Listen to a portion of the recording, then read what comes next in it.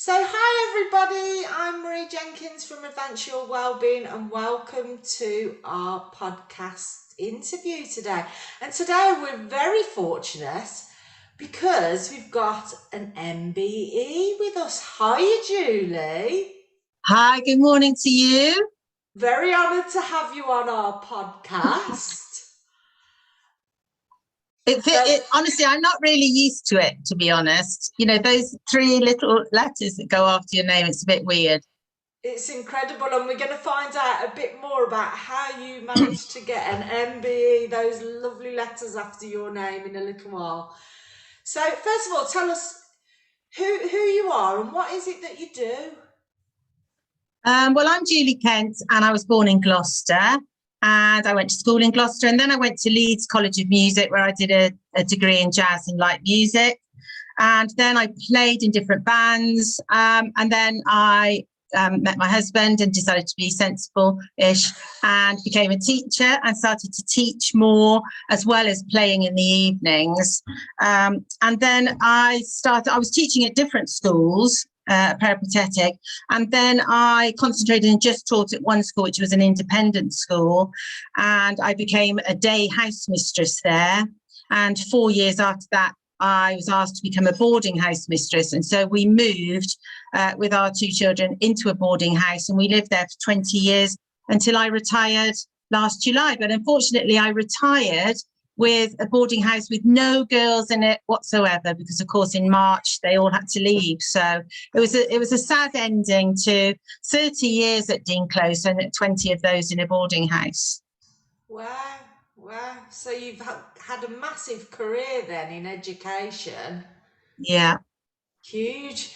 So before we go on to talking a bit more about sort of education, what's your involvement in charities?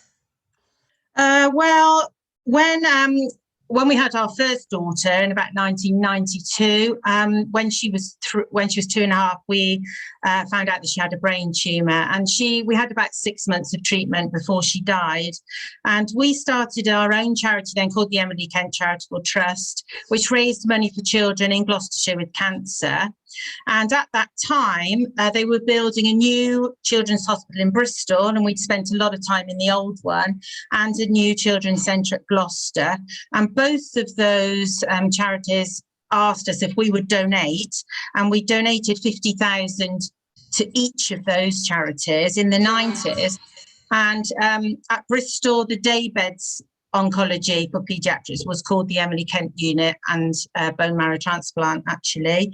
And at Gloucester, and it is still there at Gloucester 26 years on, the oncology is called the Emily Kent Unit. And so we ran our charity for about 6 or 7 years, and then we closed it. And then I raised money for Click Sargent, breast cancer, and then the Pied Piper appeal that we gave the 50,000, you asked me to become a trustee, and I'm now the vice chairman of Pied Piper, which encompasses the Emily Kent Unit. About 2 years ago, a homeless charity in Cheltenham asked me if I would become their chairman. So I'm chairman of the homeless charity in Cheltenham. And there's another local charity called Goals Beyond Grass, which is disabled children and young people that play football in power chairs. It's the only thing they can do, and that's all they live for. And so I sit on 3 boards of 3 charities, and I'm also a court member of the Honourable Company of Gloucestershire, which is a sort of livery company that promotes Gloucestershire, and they give they've given away about 200,000 to so many small charities in Gloucestershire over the last 12 years. So it's really for smaller charities to apply for no more than £1,000. And we sit on a board and we decide, so it could be really small things, but just, and when I go out and talk about charity, it's a sort of somewhere that people don't know anything about, so I can promote it and get more small charities. I mean, I don't know about small, or every charity going is struggling at the moment, but it's just another place, and the money then is raised from being a member of the Honourable Company, and of course we'll give back to whatever is needed in Gloucestershire, which is great.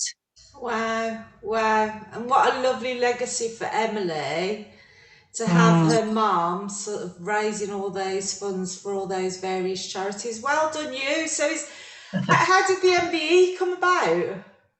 Well, obviously I didn't know anything about it, and it was actually June last year when we were still in our empty boarding house, and an email came through, and I actually thought it was spam because it was all capital letters and numbers, and I had actually the year before opened an invoice and brought the whole school system down, so I was a bit wary, and but opened it, and it said Cabinet Office, and it said, would you accept to be a member of the British Empire? I I couldn't believe it. My heart was racing. I just could not believe it.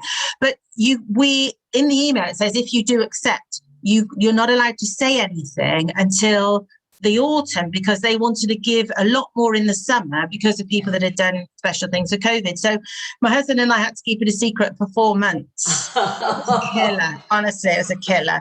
But and I recently, actually last week, had a letter again from the Cabinet Office to say they are going to start the investitures, and if you don't want to go to London, you can be presented it by your Lord Lieutenant in your county, and you can't take 3 people anymore. You can only take 1, because I was hoping to take my son and daughter. After Emily died, we then had a son, and then we had a daughter, because when Emily was ill, she was our first and only child. And I was hoping to be able to take them, but we won't be able to take them now.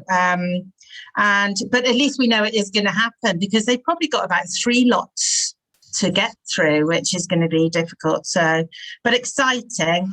Everyone says, what are you going to wear? Everyone says to me, what are you going to wear, Julie? Well, I know you have a number of wardrobes and a number of frocks, so I'm sure you'll find something to choose from. Well, I've been reading. I was reading this week about how to do a sustainable wedding, and you can hire the wedding dress and give it back. And I was thinking, you can do that as well, can't you, for Mother of the Bride or whatever? So I probably will hire. I'll either go to a really upmarket dress agency and get one that someone else has donated, but I've been really good. That is something, because I was a complete shopaholic before COVID. And, the girls at school, in fact, one of them, they made a film when I left, and one of them said, I don't think I've seen Mrs. Kent in the same thing in my 5 years of being at Dinklage, which is an exaggeration, can I just say? So that is something I've really, become very aware of in the last year and a half, really. I have way too many clothes. And the thing is, now I'm involved with 2 charity shops. So I'm involved in running 2 charity shops, which is a good thing. But they send me pictures all the time, size 6 shoes and dresses. And they get, Julie, what about this? And it's there waiting for me when I get there. It's not good. But that's the beauty, isn't it? That's the beauty. Like where I live in Rubery, which is in Worcestershire, in my local village, we've got 6 different charity shops.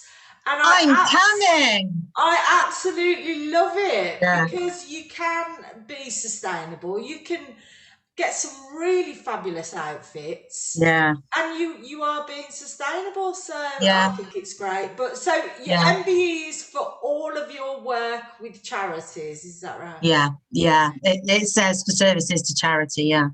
Fantastic. Well done, you. Congratulations. That's really exciting. So to go back to education then. So in relation to where we're at now in the pandemic, we're on our roadmap out, which is, really great. What do you see as the biggest sort of challenge or opportunity more actually for education?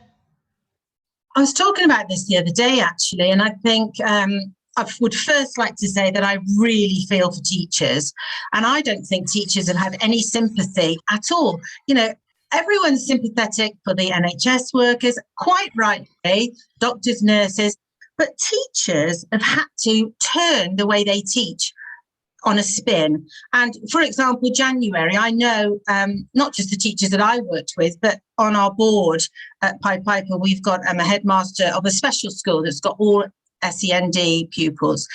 And, you know, headmasters and senior managers spent the whole of Christmas gearing up for January, where they'd have to test their kids twice a week. Yeah. And on the night before they were due back, they were told, no, they're not coming back. And so all those teachers as well had all their lesson plans, put them back in the classroom, and immediately it's all got to be changed back to being online.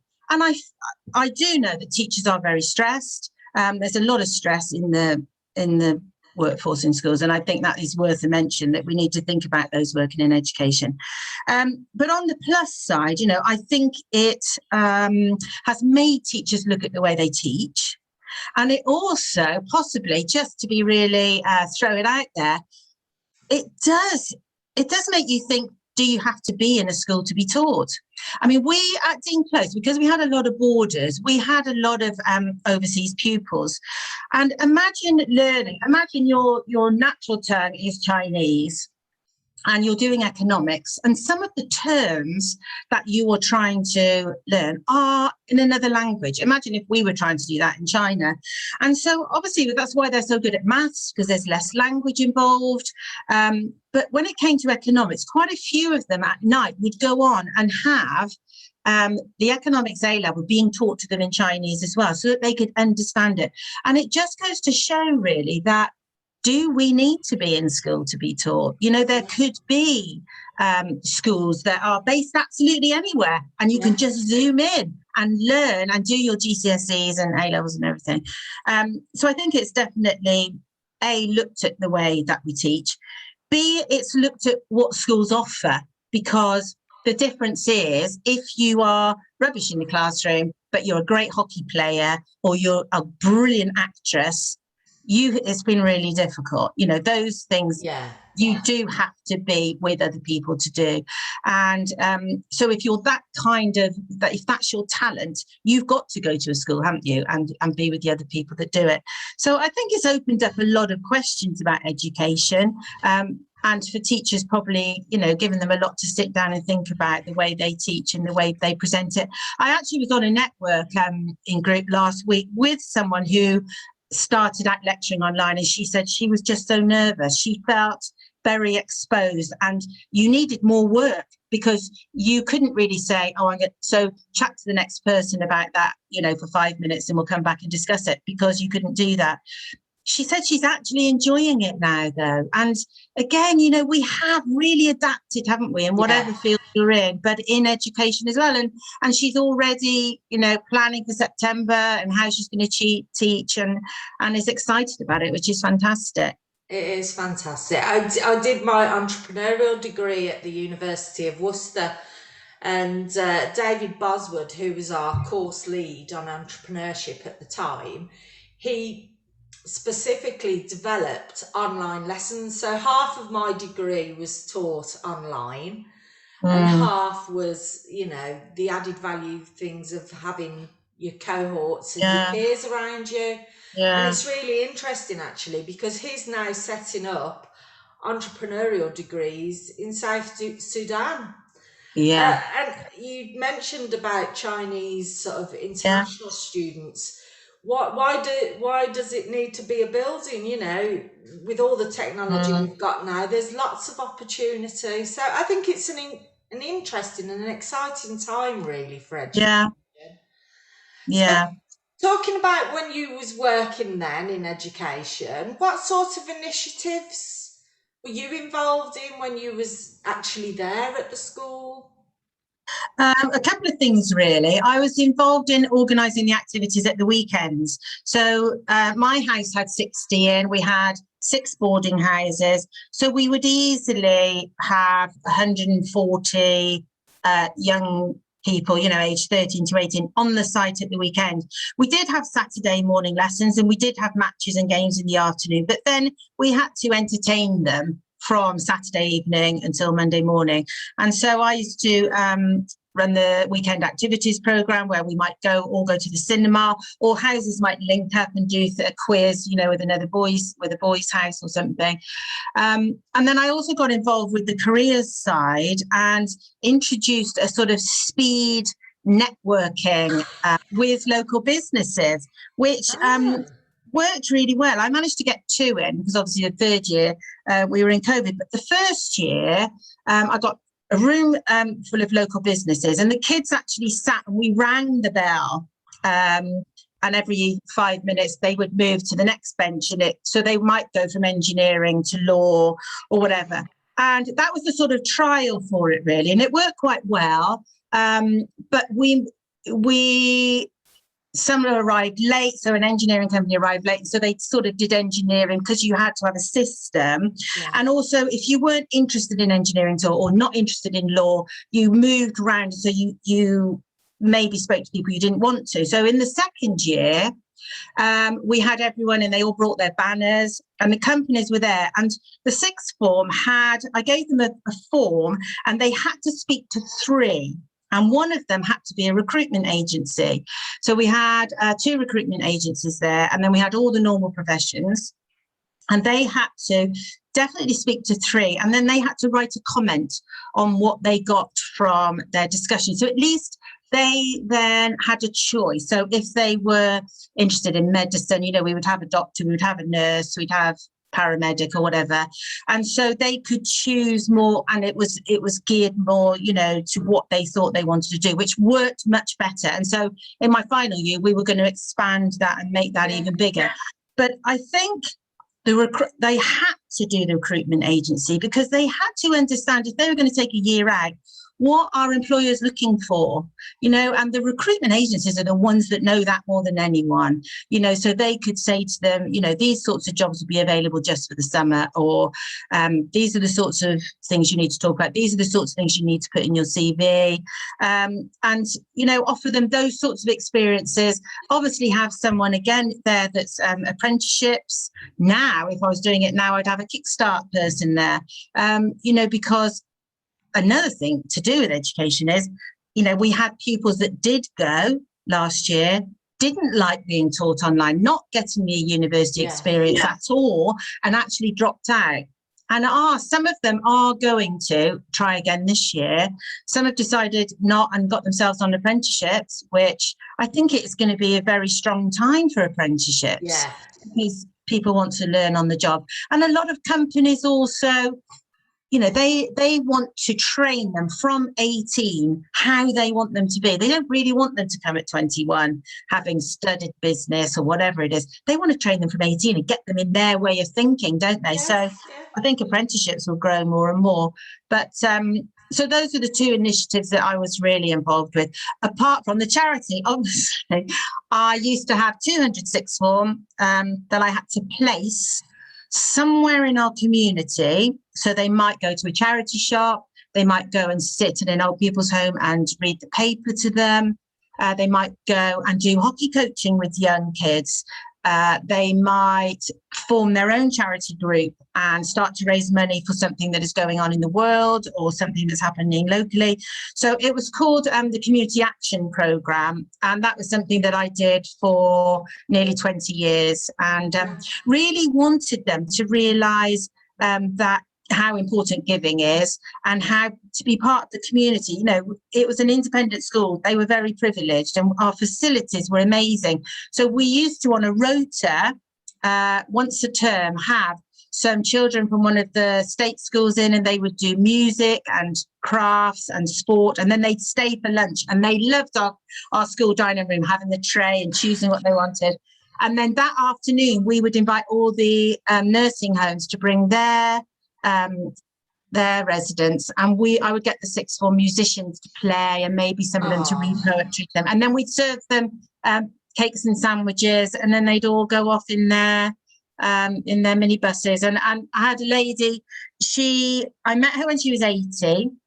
Her birthday was in September, and we always had the first one in September, and when I left she was 106.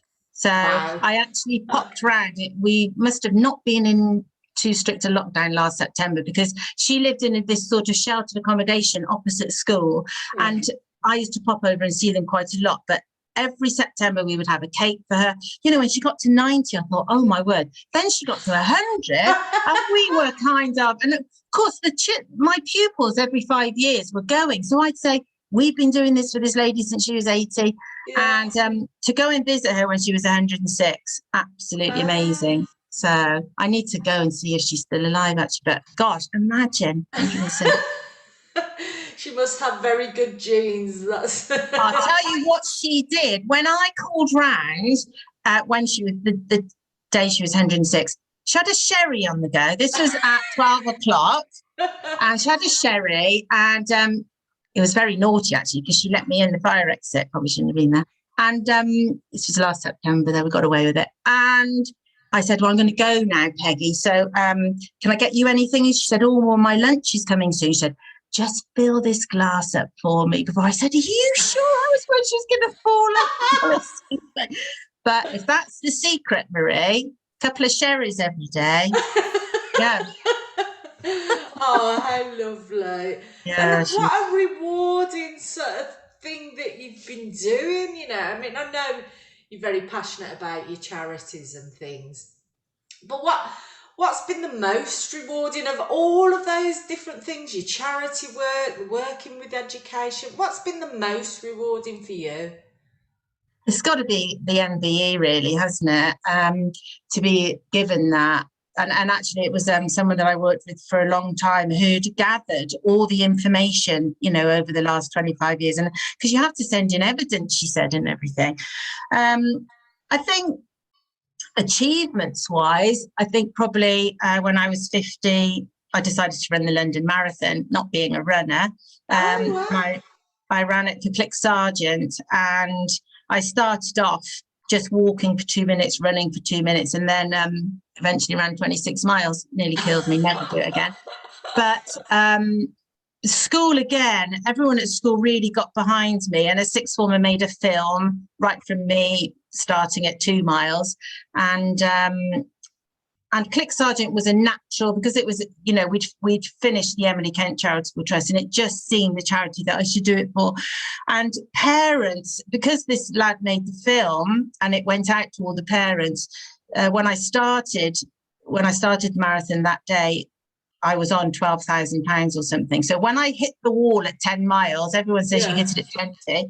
When I hit the wall at 10 miles, and then I got to 16 miles, and I thought, right, 10 miles to go. And I'd done 10 miles so many times. It's a mindset. It's not just running. It's actually getting your head together. And I just thought, right, 10 miles, let's pretend we're starting again. And people that were tracking me could see that I was then got a bit quicker because I'd got my head together. And I really wanted to do it in under 5 hours. And I did it just under 5 hours. And I think for me, the achievement of doing that, and because I could then say to my girls that I was living with all the time, you know, when they were coming across things that were really difficult, I'd say, look, girls, if you want to do something, you can do anything. And, you know, no way did I think I would be able to run 26 miles nonstop. But, you know, it is, isn't it? It's sort of your mindset and getting and being determined. And I just, I feel that that's been a brilliant tool for me to use with the girls that I was looking after, to try and inspire them to believe that they could do anything they wanted to. So that is incredible. When you was running around, because you see it on the telly, there's all these people dressed up. Does the atmosphere of the whole run sort of carry you on? It's emotional. The whole thing is emotional, because you're running behind someone who's got a picture of their dad or their son or their daughter or whatever, and you're reading it. I cried a lot of the way round. And I did start at the back with all the people dressed as penguins and everyone else, because you're in pens of how long you think it's going to take you. And you do feel sick for the amount of jelly babies, because everyone's got jelly babies around the way.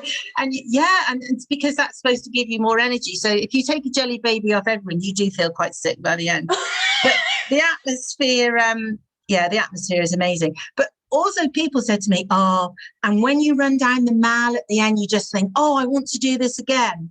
Well, Marie, I did not have that feeling. I ran down the mall and I thought, I am never doing this. But what an absolute phenomenal achievement. Well done you, Julie. And I'm sure you inspired your girls. That's amazing. That's really amazing. So giving back is a massive part of who you are.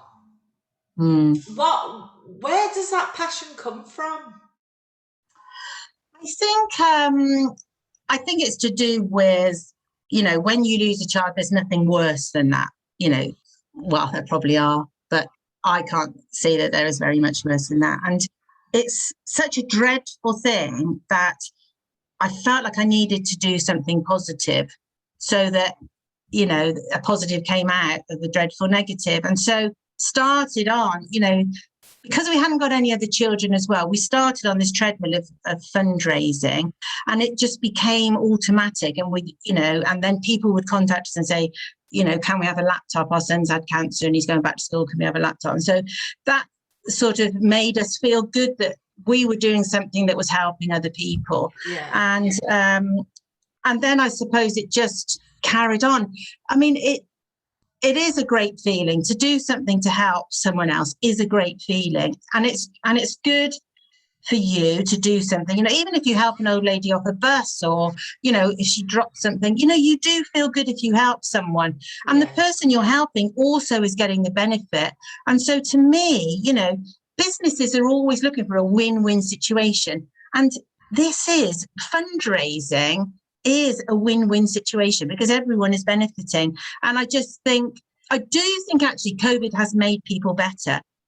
We are much more aware of people that live around us, those that are living on their own. It has brought out the best in people, although when you look at all the spamming going on, you probably think not. But I think generally we do. And so now I just think it's so important. And for older people that retire and then volunteer, they live longer than their peers who don't do anything and are couch potatoes, to still be involved in things. And we've got some volunteers at Pied Piper that have been with Pied Piper since the beginning, which is 30 years next year. And I was at an open gardens thing last week, and I said to them, they're in their 70s, and I said, gosh, there they were signing people in with the collection bucket. And I said, God, how long have you been doing this? And they said, 28 years. I said, that's amazing. Why?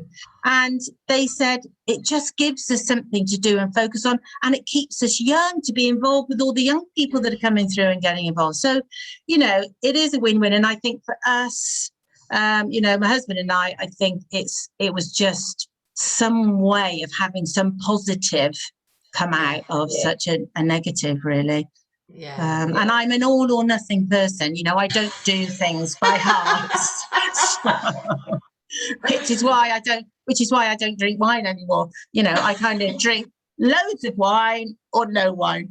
So, I just go in everything head first and 100%. So I think you raised some really good points there about giving back. I mean, you mentioned about sort of the older people that you've sort of encountered that do volunteering, but with so much emphasis on sort of corporate social responsibility, a lot more businesses are actually looking at how they can add value to their communities. I mean, I volunteer in a couple of roles. I'm part of the Careers and Enterprise Company, so I partner with a school as an enterprise advisor, and that's really fulfilling. And then I also volunteer in my local Longbridge village in their gym, and I do that alongside running my own business because that is my way of giving back. And I think when organisations are looking at how they can improve their cultures, that is, like you said, is absolutely a win-win. Yeah, it really is. Definitely. So, in inspiration, I'm interested when I'm speaking to somebody with an MBE. who are the people that inspires you? I don't know. I love quotes. I do put a lot of quotes on my social media. I would love to have met Mother Teresa. I just think, what a selfless woman. You know, I don't think she would have ever thought of herself at all. She certainly wouldn't have had a wardrobe full of dresses, would she? I just think she was absolutely phenomenal. I would love to have met her. And actually, I'm a big advocate for the Queen. I think she is an amazing woman. I mean, look what life has thrown at her. She, you know, she has this wonderful new husband. They go away on holiday. She comes back and she's the Queen because her father's died, and then has coped with everything that has been thrown at her with such dignity. And I'm a massive royalist anyway, but you know, she is an incredible woman. And so I'm inspired by people like that, really. And, you know, people do ask me who's inspiring. I don't really have time to think about who's inspiring. I'm too busy kind of just lurching from one thing to another from the minute I get up in the morning. I think it's because you're inspiring so many people with all of the amazing work that you do with charities, Julie. You're just an absolute icon in relation to that. So you well deserve your MBE. Congratulations to you. Yeah. It's been lovely to chat with you this morning, Julie, and we could go on and on. For people that are listening in, how's the best way they can get in touch with you? Well, I'm on all social media platforms. I love social media. So I am on Twitter at Julie Kent MBE, Instagram the same. I've got a couple of Facebook pages because I was told I needed to have a professional page. And I've got another page called 50 Fun and Fabulous, which is only going to be there for about another 100 and so days, because then I'm hitting 60 and sassy, which is happening in November. So I'm trying to think up lots of ideas that I can do for my 60th. So I'm at Julie Kent MBE, and my email is hello@juliekentmbe.com. And I'd love to hear people who have listened to me and then have gone and fundraised, you know, tag me in, and I'll encourage and try and promote it for you, you know, whatever charity it is, really. That's brilliant. And while we're on a podcast, I just need to mention your podcast, Julie. Yeah, my podcast is called What's in the Goodie Bag. And so I interview people that have been successful, but they've also done something for someone else or other people. And at the end, I ask them to donate something into my goodie bag, which I then raffle or auction for the Pied Piper Appeal, which is the children's charity in Gloucestershire. So I've had some lovely things. A hat lady gave me a pin with a Swarovski crystal in, and I've had lots of coaching given. And actually, my podcast out today, oh no, it won't be there when this goes out, but it's an actor in LA, and he was absolutely lovely. And he's given them a really nice thing in my bag too. So that's the idea of it. So please listen in. Yeah, so even on your podcast, you're giving back, Julie. It's brilliant. So how can people listening to your podcast, where do they find that? It's on all the platforms, and it's What's in the Goodie Bag. Brilliant. Julie, it's been an absolute delight to speak to you today. Thank you so much, and congratulations on your MBE. Exciting. Thank you. Thanks, Julie. Bye. Bye.